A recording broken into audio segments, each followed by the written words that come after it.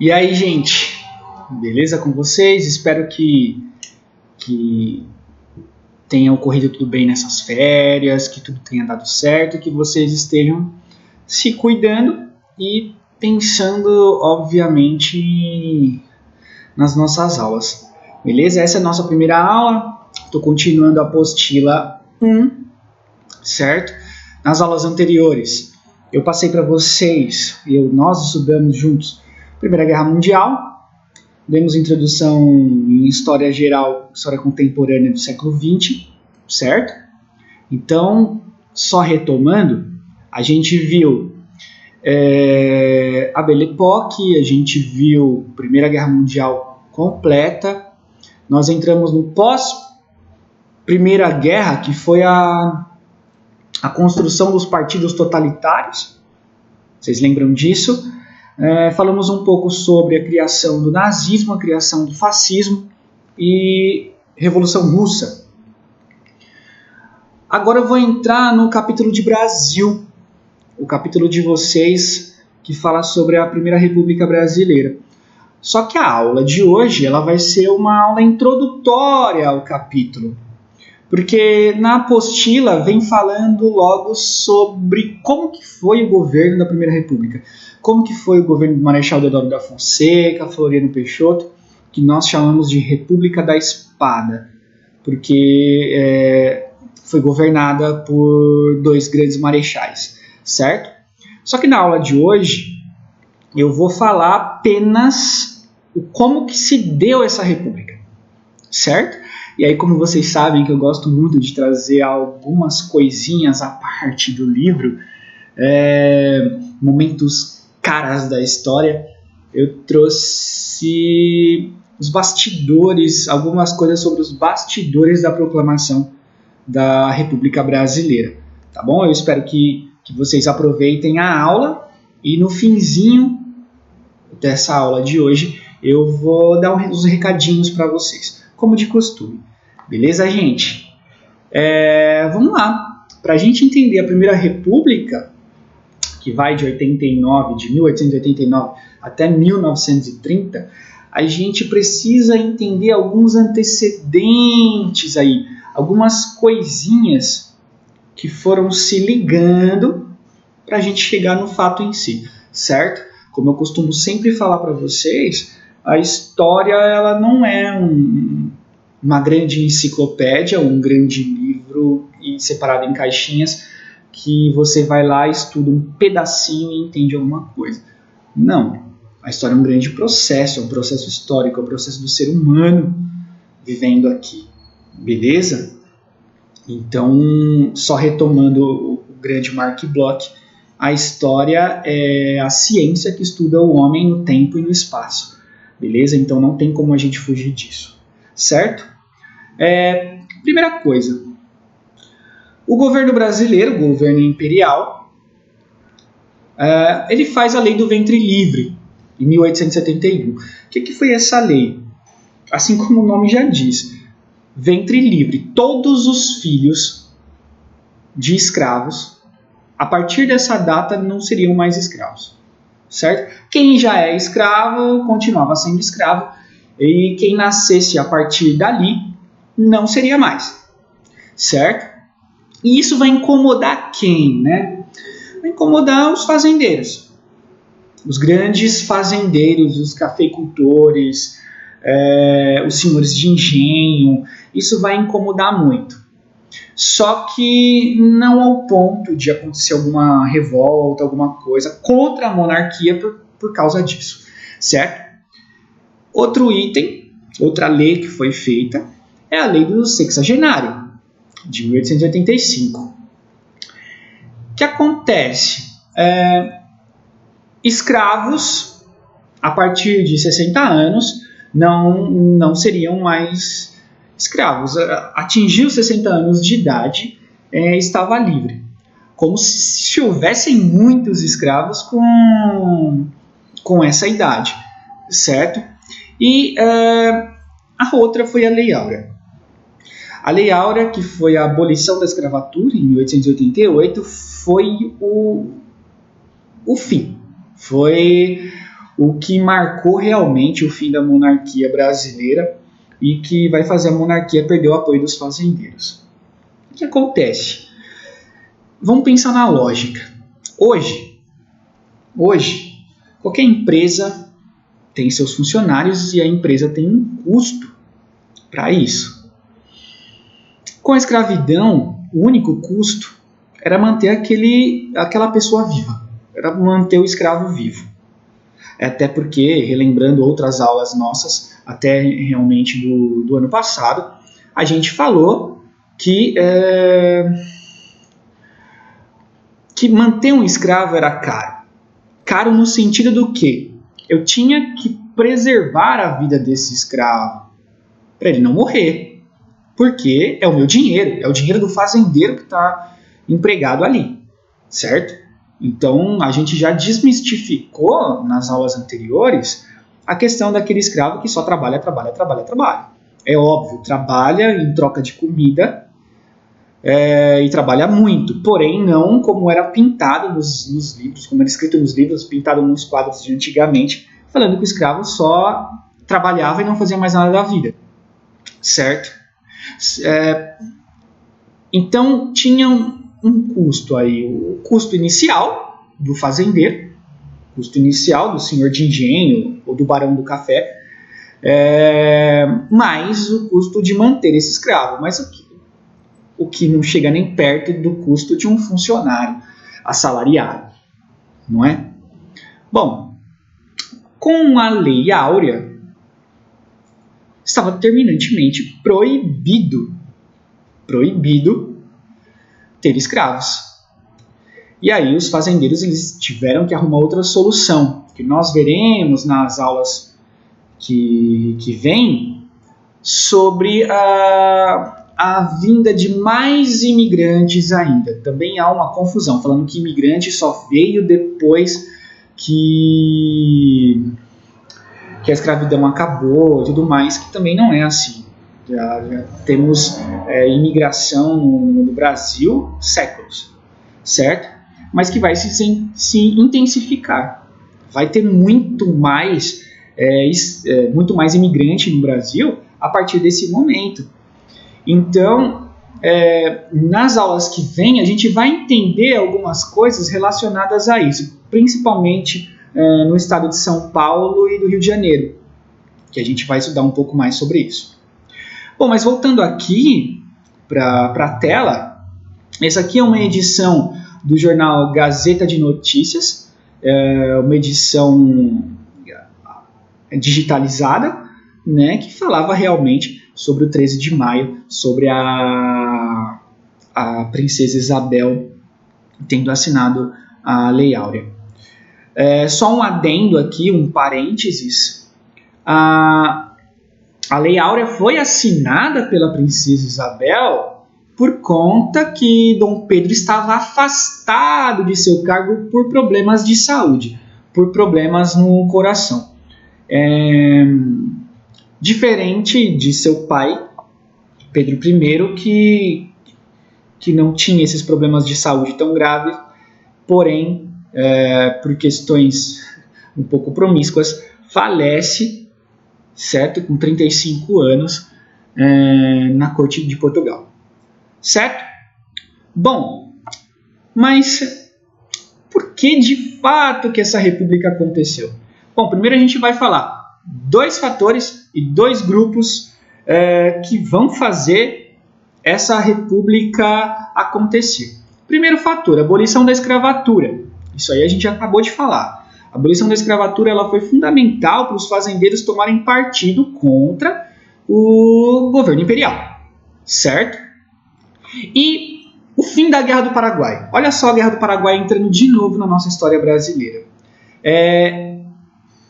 A Guerra do Paraguai ela vai gerar, além de uma crise econômica muito grande e queda de ministérios e ministérios e ministérios por conta disso, apenas em um ano, Dom Pedro ele desmembrou 11 ministérios por conta dessa guerra. Ela vai gerar outros desconfortos relacionados a um descontentamento do próprio exército, perante ao governo, certo? A abolição da escravatura, então, ela vai deixar os cafeicultores muito bravos e o fim da Guerra do Paraguai vai interferir nos militares, que são os dois grupos que promoverão o famoso golpe de Estado que acabará com a monarquia no Brasil. Bom, enquanto a monarquia não estava abolindo a escravidão, estava tudo bem, certo? Então os fazendeiros estavam apoiando, então os fazendeiros falavam, nossa, eu querer república? República para depois essa república vir trazer um monte de direitos para a população, inclusive para os negros, entre parênteses pretos, que era o que eles chamavam, entre outros termos, não, continua com o Império. O Império tinha leis que protegiam essa propriedade privada. O escravo era uma propriedade. Então, tinha leis que protegiam a propriedade e garantiam que o fazendeiro, que o barão do café, que o senhor de engenho mantivessem esses escravos, que mantivessem, certo? Então eles estavam tranquilos quanto a isso. Só que com a Lei Áurea, dá ruim, dá muito ruim, certo? E a outra é o seguinte, existe uma grande desvalorização desse exército referente à Marinha. Por quê? Gente, lembrem o seguinte, estava acontecendo o imperialismo, nós estamos no século XIX, lá na Inglaterra, a Rainha Vitória estava promovendo o imperialismo na África, na Ásia, lembram? África do Sul, Índia, China, todos esses países dominados por países europeus. Então, qual que era a ideia? Acaba a Guerra do Paraguai, o exército não, mas o governo brasileiro, ele tem intenção de proteger a nossa fronteira, proteger a nossa costa brasileira. Lembrando que o Brasil é um país de tamanho continental. Então, qual que era a ideia? Não enfraquecer o exército por vontade própria, mas por necessidade e por economia. Brasil falido economicamente por conta da Guerra do Paraguai. Brasil vem se recuperando. Do outro lado, tem o imperialismo norte-americano e europeu. Brasil, tenho que me proteger. O que eu faço? Tiro recursos do exército e de outros setores e implanto esses recursos na Marinha. Então a armada brasileira ela vai ser muito forte, muito poderosa. E quem vai ficar descontente com isso é o próprio exército. Um exército que não foi reconhecido. Muitos militares brasileiros, durante a Guerra do Paraguai, não foram nem lembrados, nem citados. E aí quem sai vitorioso é o Duque de Caxias, ou o Conde Dan, aqui, marido de Princesa Isabel. Sabe, enquanto grandes militares foram para a guerra, assim como o Marechal Deodoro, na época um general, foi para a guerra, batalhou e quando volta de lá, não volta como herói. E nós estudamos na construção de Brasil, falando da necessidade que o Brasil sempre teve de heróis e ainda tem. É só a gente olhar a nossa política atual. Atualmente, existem muitos políticos ou muitas celebridades que elas são tidas como ídolos, como grandes heróis. E isso acontece até hoje. O brasileiro ele tem essa necessidade. E o exército ficou muito descontente com essa questão da maior parte dos soldados, dos líderes não serem lembrados por conta da Guerra do Paraguai. E a Marinha ainda sendo mais beneficiada em relação a isso. Certo? Então essa é uma introdução técnica em relação ao que aconteceu com o ocorrido, certo? Mas eu vou passar para vocês uma historinha. Eu vou contar uma historinha, faz tempo que eu não conto historinha para vocês, né? Eu lembro que no 6º ano eu contava bastante. Vamos lá. Tínhamos o querido e o grande Marechal Deodoro da Fonseca, certo? Até então, Deodorinho, ele tinha um grande amigo. E seu grande amigo era quem? Pedrinho. Deodoro era amigo de Pedrinho. Pedrinho, que tinha dinheiro, que era rico, ele fez o seguinte: como a gente é amigo, parça, eu vou fazer o seguinte, eu vou bancar os seus estudos. Vou bancar os seus estudos, você entra no exército e a gente vai ver o que acontece. Certo? Então isso vai acontecendo. Deodoro, amigo íntimo de Dom Pedro II, teve toda a sua vida escolar e teve toda a sua vida militar patrocinado nada mais, nada menos do que pelo imperador. Certo? Então, grandes amigos. Só que um tempo atrás, Deodoro, ele era apaixonado. Apaixonado por quem? Por Dona... Vou ter que ler aqui o nome da senhorita, certo? Dona Maria Adelaide Andrade Neves Meireles. Repetindo, Dona Maria Adelaide Andrade Neves Meireles, mais conhecida como Baronesa de Triunfo, linda como vocês estão vendo aí, né? Moça linda, viçosa, né? Bonita, sobrancelha muito bem feita. Dona Baronesa de Triunfo, então, mantinha algumas relações com o Marechal Deodoro da Fonseca. Eles eram os amigos, né? Se conheciam desde a adolescência, e o Deodorinho se apaixonou por Dona Adelaide. Acontece que Dona Adelaide, que era tão linda assim, ela também tinha outra personalidade, apaixonado por ela. O senhor Silveira Martins, que vos apresento aí nessa imagem. E aí, vai acontecer o seguinte: os dois estarão cortejando Dona Baronesa de Triunfo. Os dois. Então isso vai ocasionar o quê? Um triângulo amoroso. Só que chega um momento que Deodoro vai falar o seguinte: olha, isso aqui não está certo. Eu quero Adelaide nos meus braços e eu não posso deixar mais ninguém ficar com a Adelaide. Eu preciso dela, eu quero ela para mim. Tá? O Silveira Martins, a mesma coisa. O Marechal Deodoro, então, ele vai marcar um duelo de espadas contra o senhor Silveira Martins. Marcam um dia, marcam um horário. Deodoro estava lá. Vai passando o tempo e o Silveira Martins não chega. Cadê o Silveira Martins? Silveira Martins não chega. E aí vai rolar o quê? Silveira Martins não aparece. Mas ele não aparece por quê? Ele não aparece porque a Baronesa de Triunfo tinha aceitado ficar com ele, ficar com o Silveira Martins e não ficar com o Deodoro.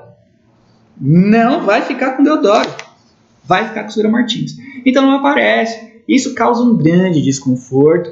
O Marechal Deodoro, ele fica muito triste, inconsolável. Ele vai para onde? Vai lá falar com o Pedrinho, seu amigo Pedrinho, conta toda a história e isso não dá muito certo, porque, meu Deus, e agora? Que rolo foi esse? Certo? Só que o seguinte, isso vai causar uma mágoa muito profunda que Deodoro não vai se livrar disso tão fácil. certo? O que vai acontecer? A partir daí, voltando para fatos históricos, boatos ocorrerão na cidade do Rio de Janeiro, a capital do Império naquela hora, que soldados do exército estariam sendo presos e acusados por alguma coisa que eles estavam fazendo, que ninguém sabe o que era, e eles iriam para a corte marcial.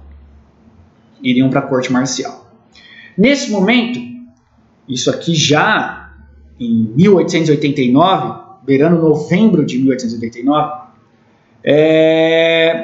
que era o seguinte: Duque de Caxias, durante a Guerra do Paraguai, ele é afastado e por problemas de saúde. Os problemas perduraram, foram até o fim da sua vida, problemas cardíacos muito sérios, e Duque de Caxias, quando falece, Deodoro entra em seu lugar como o homem mais poderoso das armas, o grande comandante das armas, o ministro da guerra de Dom Pedro II. Em segundo lugar no poder, depois do primeiro-ministro, vem o ministro da guerra. Então, existia o Dom Pedro II, imperador. Ele decidia algumas questões apenas. Depois vinha o primeiro-ministro, o Visconde de Ouro Preto, que comandava o Brasil inteiro, o parlamento todo, decidia absolutamente tudo no país. Óbvio, com aval do imperador. E depois vinha o Marechal Deodoro como comandante das armas, certo?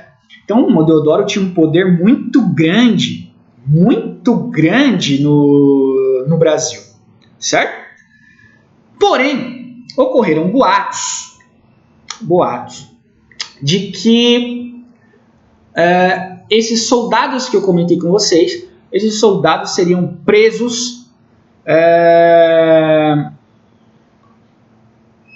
não feito nada, não tinha acontecido absolutamente nada, eles tinham sido presos injustamente, certo? E aí cobraram de Deodoro, o exército cobra de Deodoro, falando, como assim? Ah, pois é, seu Deodoro, e além disso, Visconde de Ouro Preto tem tudo a ver com a parada. Foi ele que foi lá e resolveu fazer isso. Bom, para mostrar serviço, que os militares estavam encostados, para mostrar serviço, Deodoro foi lá no Rio de Janeiro e foi conversar com o primeiro-ministro Visconde de Ouro Preto. E seguinte, levou ainda um amigo dele, outro marechal, o senhor Floriano Peixoto. Pega e leva ele para lá também. Então vão os dois ter uma conversa tete a tete com o Visconde de Ouro Preto. Por quê? Dom Pedro não estava no palácio. Na verdade, Dom Pedro estava no Palácio de São Cristóvão, que fica em Petrópolis.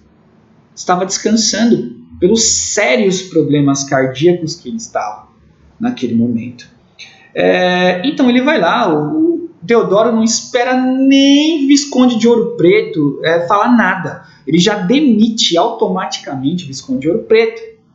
E isso vai causar um desconforto em Dom Pedro II, que fica sabendo às pressas sobre a situação. No mesmo dia, Dom Pedro II está sabendo disso. Pedro II, quando sabe da demissão, automaticamente desce para a cidade do Rio. Vai para a capital para conversar com o Deodoro. Fala assim, que é isso? Você mandou embora? Pois é. Temos que lembrar o seguinte, Deodoro, ele não tinha intenção de derrubar a monarquia, pelo menos não naquele momento. Porque olha o que acontece. Dom Pedro vai, desce para Petrópolis, quando chega lá, ele fala assim, ô Deodoro, vem cá, tchutchuco, vem cá, vamos conversar. É o seguinte, você demitiu o Visconde de Ouro Preto? Demitiu. Você tem certeza do que você está fazendo? Tenho. Bom, então tá bom. Você demitiu, tá demitido. Não vou voltar atrás com o que você tá falando aí, não. Só que é o seguinte, pela nossa amizade e confiança que eu tenho em você, eu vou assinar essa demissão que você fez. Pode ficar sossegado. Vou assinar. Beleza? Beleza. Assinar. Bom, como desgraça pouco é bobagem, o Dom Pedro II vai pensar num nome para colocar no cargo de primeiro-ministro do Império, o segundo em comando no Império do Brasil. Sim, meus queridos, foi aquele senhor, aquele Silveira Martins, aquele senhor que era inimigo mortal do Marechal Deodoro da Fonseca. E o pior não foi isso. O pior foi que Deodoro ouviu da boca de Dom Pedro que queria nomear Silveira Martins. Dom Pedro fica muito bravo com Deodoro por ter feito tudo o que fez sem seu consentimento, ou pelo menos seu conhecimento. Fez tudo às escondidas, tomou a providência às escondidas. E aí provavelmente Dom Pedro quis dar uma tucada no Marechal Deodoro, ele quis enfrentar o Marechal Deodoro. Tipo assim, olha, mesmo eu sendo gente boa e mesmo você sendo meu amigo, quem manda na parada aqui sou eu, certo? Então foi mais ou menos isso. Bom, ao ouvir da boca do imperador isso, Deodoro fica furioso, atordoado. E horas depois, ele está na sede do Partido Republicano, assinando um termo de proclamação da República no Brasil, certo? Isso foi terrível, porque de uma relação de amizade entre Deodoro e entre Dom Pedro, existiu uma raiva muito grande.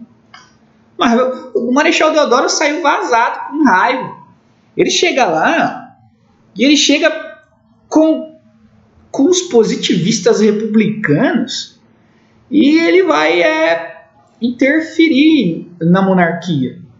Ele resolve, por um golpe de Estado, com todo o exército, terminar com a república. Terminar com a monarquia, iniciar a república. Isso é algo que Dom Pedro não esperava. Na verdade, ninguém esperava, né? Nós costumamos dizer que quem participa da proclamação da República são apenas os militares e os políticos, os barões do café, porque o povo não sabia sobre isso, certo? E aí, a dúvida surgiu, beleza, vamos acabar com a monarquia?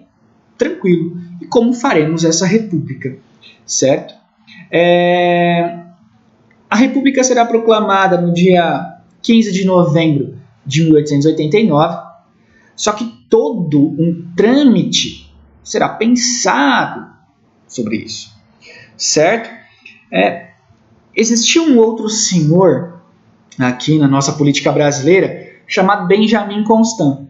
Benjamin Constant, francês, um dos grandes líderes do positivismo brasileiro, e vocês vão entender melhor um pouco sobre esse positivismo na hora que eu for dar aula para vocês sobre as bandeiras nacionais. Benjamin Constant ajuda a arquitetar um plano para não matarem Dom Pedro II. Ninguém queria matar Dom Pedro II. Nem o maior republicano mais radical de todos queria matar Dom Pedro II. Vamos pensar num plano. Vamos fazer o seguinte. Na madrugada do dia 15 de novembro, tinha um navio francês um navio francês atracado no porto do Rio. Arquitetam esse plano para levar Dom Pedro e toda a sua família, colocar nesse navio e mandar o navio para a França. Isso vai acontecer. Tanto que a família real poderá voltar ao Brasil na década de 1930, no governo Vargas, assinado um acordo em que eles vão poder voltar da França, da Suíça, enfim, da Europa, para o Brasil, para poder morar aqui de novo. Estão aí até hoje.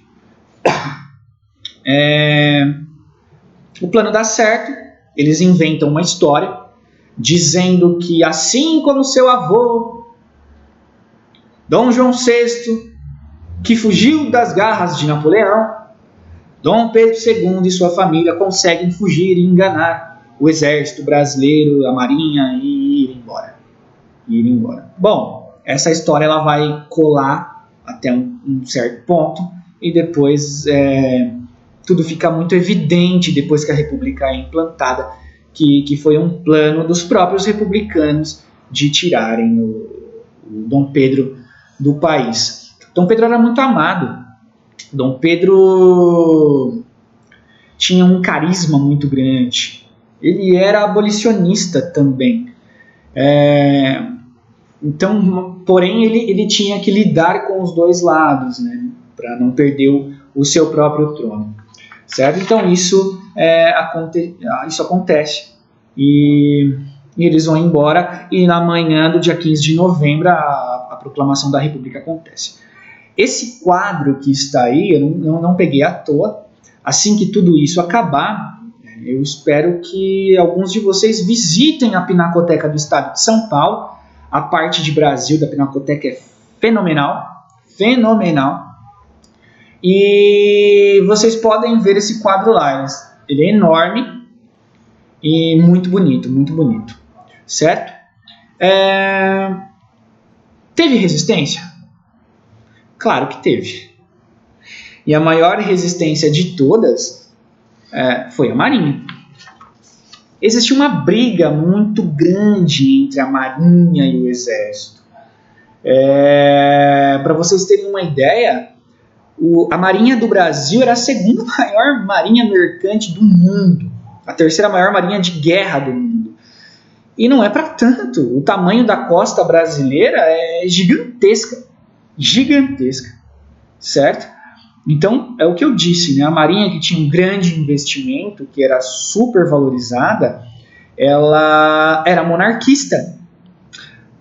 Fica um pouco óbvio na hora que a gente pensa assim: bom, quem foi que investiu na Marinha do Brasil? Não foi a monarquia? A monarquia era o xodó da monarquia, a Marinha brasileira, certo?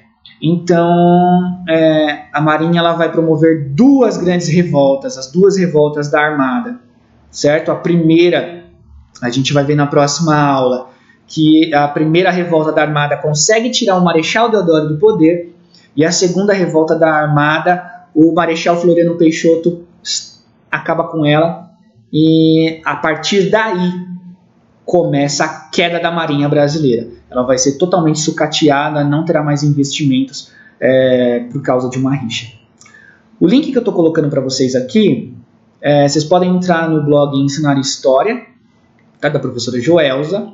Esse blog ele tem uma parte de um texto, a explicação de um texto de Machado de Assis, em que Machado de Assis ele comenta que o povo não percebeu, o povo não viu acontecendo. De um dia para o outro mudou de império para república.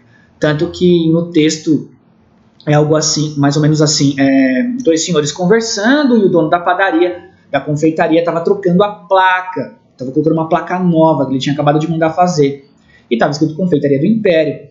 E aí vem um outro senhor e fala assim: ué, mas isso foi ontem, hoje é Confeitaria da República, você tem que mudar o nome.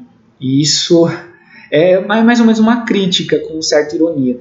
Machado de Assis, nesse momento, em 1889, ele tinha 50 anos de idade e já era um grande escritor nesse momento. Beleza? Certo?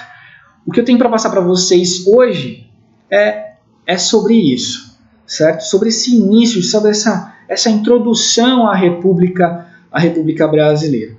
Beleza? Qualquer dúvida, vocês irão enviar para mim nesse e-mail, no meu e-mail do colégio, bruno.favareta@colégiobrasilsp.com.br. Aviso para vocês, nesse primeiro momento, eu vou postar os vídeos aqui no Notas Online. Depois, eu vou colocar na parte de lição de casa alguns textos e vou colocar dicas de exercícios e instruções para vocês fazerem, além dos exercícios da apostila. Na nossa próxima aula, aqui mesmo na tela, vai aparecer as páginas que vocês terão que fazer, certo? E a gente vai combinar o seguinte: por e-mail, vocês vão me mandar no título do e-mail o nome e a turma, certo? Qualquer um de vocês aí, Natália Siqueira, nono ano A, vai pegar e vai colocar. Micaela, tá, nono ano A, coloca aí a lição e manda para mim, beleza? Faremos assim, eu vou colocar a página da apostila. Vamos um exemplo, página 31, que é essa que está aqui, que eu vou passar na próxima aula para vocês. Página 31 do livro. Vocês vão responder como? No Word. Vocês vão colocar lá questão 1, 2, 3, que são só essas que tem, questão 1, 2, 3, e a resposta de vocês, certo? Vocês sabem que história é a resposta conforme a interpretação. Eu vou analisar o sentido da resposta de vocês. Então não adianta tentar me enrolar, beleza? E mande para esse e-mail, tá bom? Mas isso, no Notas, eu vou colocar as questões. Tranquilo? Beleza? Se tiverem alguma dúvida, podem passar para mim. Tudo bem? Beijo do gordo. Uou!